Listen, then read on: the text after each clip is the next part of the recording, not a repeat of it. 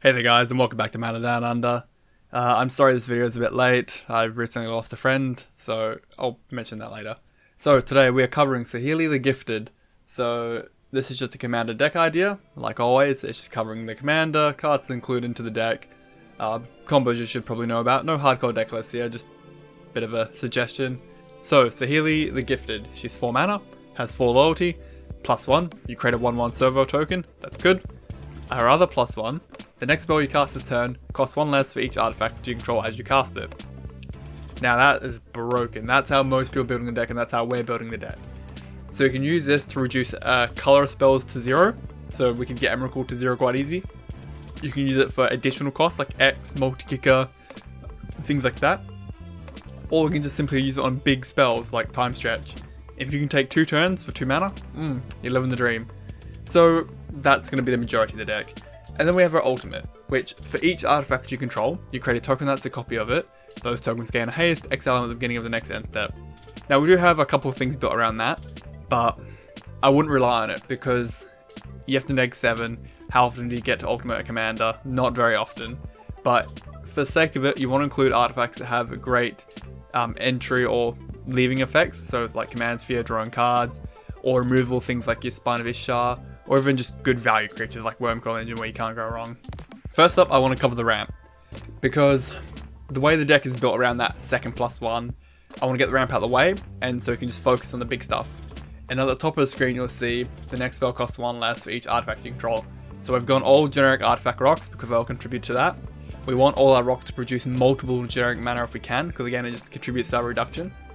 Think of it as if you want every mana rock here adds 1 additional mana to your pool, if you want to think of it that way.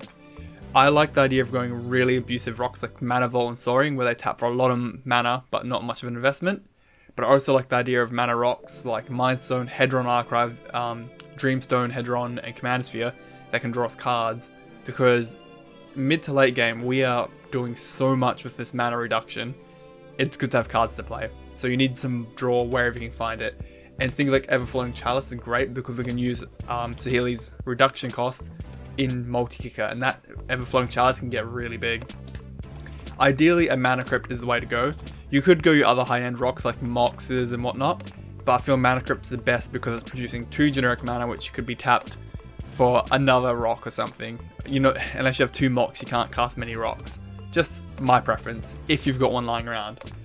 Artifact lands are a must-have because they're tapping for mana, and they contribute to your artifact count for the reduction, so they're a must-have. Have the 3 you can. I've also gone the way of artifact tokens to help build up this reduction. Now I'm covering this in the ramp because in a sense it is ramp.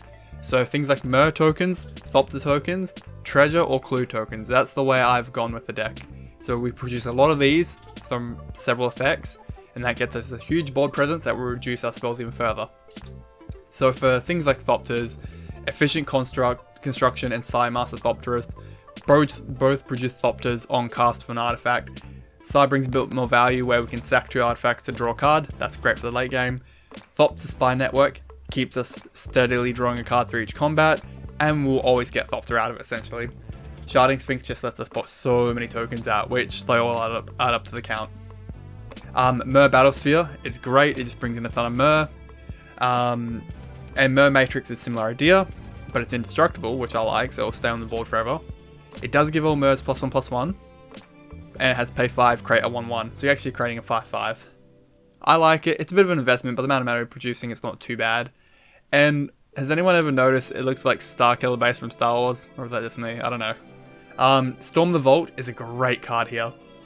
Whenever 1 or more creatures deals common damage to a player, you get a treasure token. That treasure token counts towards your artifact count, which is great. And if you need the mana later on, you can crack it.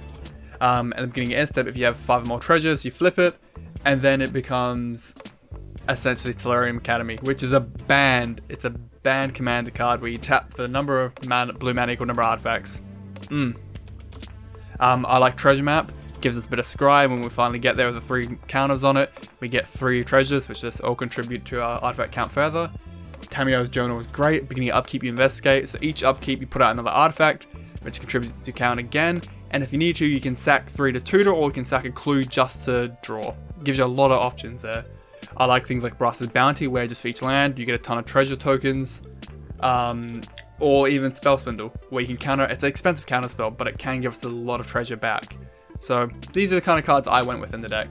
And of course, since we've got all these artifact tokens running around, running a Brutaclad in the deck, which isn't there by default, is a must-have. You can do some pretty crazy things with it later on.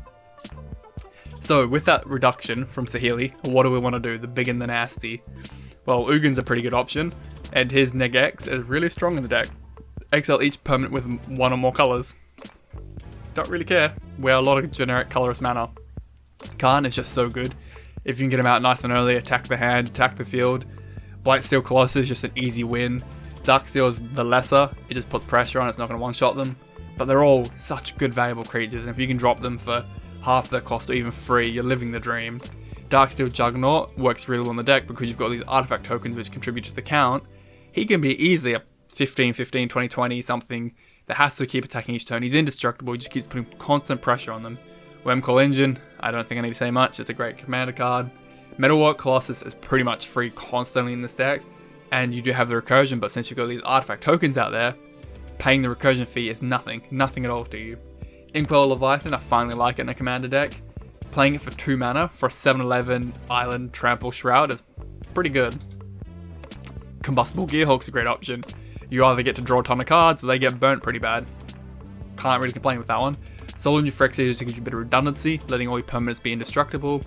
Steel Hellkite, it's great against tokens, it's great against most decks in Commander, you can't go wrong. Hangback Walker does double duty in the deck, where Saheeli's reduction works on the X part of the spell, and when it does die, it puts out a huge artifact presence on the board, which furthers our reduction. And it's not just artifacts, gotta remember the Eldrazi are pretty synergistic with this. So any of your favourite Titans, I love all the Yulimogs, you get to wreck permanents, they're indestructible. I love Kovzlek and Sense of Drawing. The new Emrakul is always good fun, especially in multiplayer games. Void Winnower makes someone's life a little bit awkward. It the Betrays, best Eldrazi artwork by far, but still great in the deck. Even just Desolation Twin. If you can play that for free, 2 10/10s for nothing is not bad. And then if you have a Brutaclad out, make all your clone all your treasures and clues into 10/10 Eldrazi's. Just an idea. So I like that plan. But then you gotta remember your big, dirty, abusive spells in Commander. Expirate, where you could either get to steal permanents or have turns. Time Stretch of 2 mana to have 2 turns is very strong. Rider Replication, that kicker is part of the cost if you want to reduce it too. You can make a ton of copies. Act is already pretty cheap, but it's always going to be 1 red mana in this deck. Or big X spells like where you got Mind Spring and Stroke of Genius, where you can draw a ton of cards, or make them draw a ton of cards and potentially mill. Or Silly's Directive or Indomitable Creativity are hilarious cards. I like the creativity a little bit more because you can destroy X target artifacts and all creatures, and you keep revealing to hit that many, and you get those on the battlefield. And since we have all those tokens running around, it's not much of a trade-off for us to sack the tokens. And I will do this before we keep going any further. The big combo in the deck. Then we have the Mycosynth Lattice combo. It's in every commander combo you've ever seen, and it's pretty good for a reason. We've got a few combos in the deck with it. So the Lattice makes all permanents artifacts in addition to other types. All cards that aren't on the battlefield, spells and permanents are colorless. Players may spend mana as though it was any color. Okay, Darksteel Forge makes all our permanents indestructible because they're already artifacts. The Neverall's Disc, you sacrifice it, destroy all artifacts, creatures, and enchantments. Well, all our permanents are artifact, but they're indestructible. But our opponent's permanents are all artifacts. Disc destroys all artifacts because it's part of the target. Away we go. We've just wrecked their side of the board. We've lost nothing. You win the game right then there. Saheeli the Gifted plus the Deep Glow Skate is a combo a lot of people are referring to already. The idea being Saheeli is a artifact planeswalker, thanks to the Lattice. You play a Deep Glow Skate, you double up the counters on Saheeli, which then she goes up to 8. You neg 7 her, which goes, you create, and for each artifact you control, create a token copy of it. Those tokens gain haste, exile them at the beginning, and extend stuff. So you create a new Saheeli, and you create a new Deep Glow Skate. And because your entire board is artifacts, you create a new copy of each of your artifacts. You see where we're going with this? Then the new Saheeli enters battlefield. You sacrifice the old one because the legend rule of the thing. The new Deep Glow Skate will double up the counters on the new Saheeli, which you ultimate again, and you just keep repeating till you have a lot of Deep Glow Skates. You're always going to have one Saheeli, but you can make as many copies of your board as you want, essentially. It's a really cool combo to pull off, and you'll just impress everyone, I think. Then you got mechanized production. So you enchant an artifact you control. Everything's an artifact thanks to the lattice. At the beginning of your upkeep, you create a token copy of the enchanted artifact. So there's some pretty abusive things out there you could copy. And then if you control 8 or more copies of that artifact, you win the game. So you just choose basic lands if you want to go easy, thopter tokens or clearly more common, or just pick something else. It's another way to get a free win. Other combos that to consider is Hellkite Tyrant. Everything's an artifact. When Hellkite Tyrant attacks, you gain control of all artifacts that player controls, or when it deals damage to them. So if you gain control of the whole board, you probably won the game. In addition, if you have 20 more artifacts, you win the game. Probably going to win the game one way or another. And not like a direct win, but Memnarch can turn things into artifact himself, but if you can just steal him without having to turn him, it just reduces the cost. Here's another great option. Steal the commander, steal their lands, steal whatever they've got. The lattice is very abusive in the deck. And next up we have support. I like having a lot of tutors, there's a lot of good artifacts, a lot of color spells in the deck. And I'm mainly going to go for lattice because of the abusive nature with all our artifacts in the deck. If everything's an artifact, it just that reduction cost on Saheeli is crazy.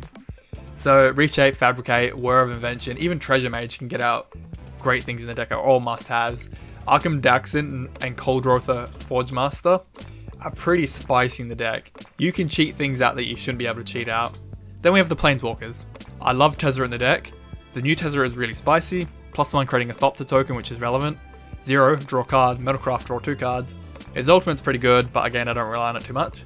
Tezzeret the Seeker, untapping 2 artifacts is spicy in Commander, can't go wrong. Neg X, tutoring for artifacts, that's just part of our deck, that's the jam. His Neg 5 is another win condition, because we've got all these tokens. If you make them all 5/5s, at least flying Thopters, 5/5s, they're just going to run over there and just kill your opponent. Dak Faden, draw 2, discard 2. Any draw we can get, we'll take it.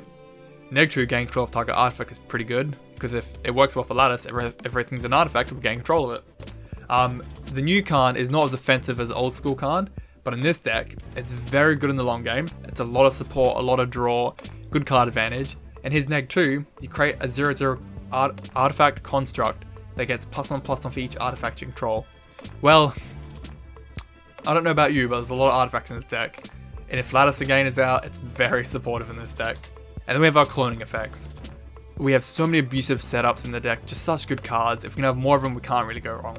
Metamorph, Sculpting Steel, Clever Impersonator can copy any artifact in the deck. It's great. Mirrorworks can make a few copies on entry, we don't mind that. And then more of just generic support to the deck. Jorah, drawing a card whenever we cast a historic spell is pretty easy in the deck, considering the majority of the deck is cast as historic.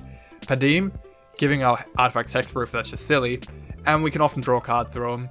Master Transmuter and Goblin Welder, kind of similar except one's from the hand to the graveyard, the other's from the field to the hand, but it's just artifact cheating essentially. We can't go wrong there. Reduction support, Herald of Kozilek, Foundry Inspector, Jorah's Familiar, they're already doing what the commander's kind of doing already, making artifact and color spells cost less. Chief of the Foundry and Master of Ethereum are kind of like lords in the deck, giving all artifact creatures +1/+1. And plus the Master of Ethereum can get pretty beefy himself. Then you got the Chain Veil, which is a must-have in the deck. Any of these new commander decks from 2018 you're running, you need to use your commander a lot. Saheeli is really silly. If you get to activate that reduction ability more than once a turn, away you go. Paradox Engine works well in the deck because we've got all these cheap spells that we're reducing down. We cast them, we can untap everything, we can cast another one, we keep going and going much as we can. Or just go Unwinding Clock. Each untap step, untap all your artifacts. Well, your whole war probably artifacts at this point. Trading Post, I just love it. It gives you a lot of options in the deck. A bit of life gain, a couple tokens, artifact resurrection, or even draw if you need it. Then you've got lands. I love Inventor's Fair. Gives a bit of life through metal crafting essentially, and it can tutor. I love Academy Ruins. If you want to, you could set up the Mindslaver lock if you want to be that guy. You're probably not going to have many friends, but you can do it. Buried Ruin, again, just artifact recursion. Sanctum of Ugin is a great tutor spell later on. Shrine, just a little bit of haste. Foundry of the Consoles puts out a few more artifact tokens, which we do care about. And like always, guys, there's plenty of cards that I haven't mentioned. This deck is really strong. You can build it so many different ways. I simply just went with make a lot of artifacts, reduce really big dumb spells to nothing essentially, and have fun. Other things to consider be all your counter spells and removal. You're red-blue, so you do have some good options there. Or I haven't mentioned too much draw, but one of the machines, Thirst for Knowledge would be good options. or Thoughtcast. Bring some affinity into the deck. Why not go old school? Skull Clamp could work well in the deck, especially the fact that your commander can make a 1/1 that you could eat with Skull Clamp to draw 2 cards.